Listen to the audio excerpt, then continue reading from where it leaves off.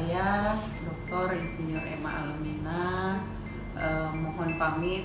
Kami mengucapkan kepada Ibu Emma yang sudah lama mengabdi di Bapeda, selamat purna tugas. Semoga tambah sehat terus, ya, tetap menjaga hubungan dengan Bapeda, dan kami harapkan juga bisa membantu Bapeda. Bu Emma, terima kasih banyak atas semua karya-karyanya.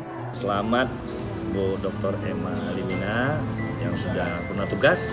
Selamat memasuki purna tugas ya Bu Emma. Selamat purna tugas dan selalu sehat. Terima kasih. Sampai bisa mengakhiri tugas dengan baik, sukses. Sehat-sehat ya Ibu, sukses selalu untuk Ibu. Tetap bermanfaat untuk masyarakat. Terima kasih untuk Bu Emma, selamat purna tugas. Kami bangga ya karena Ibu telah melaksanakan tugas-tugas dengan baik. Terima kasih atas baktinya selama di Bapeda Aceh. Terima kasih untuk selama ini, semoga saya sehat saja. Selamat purna tugas ya Bu Emma, sehat selalu.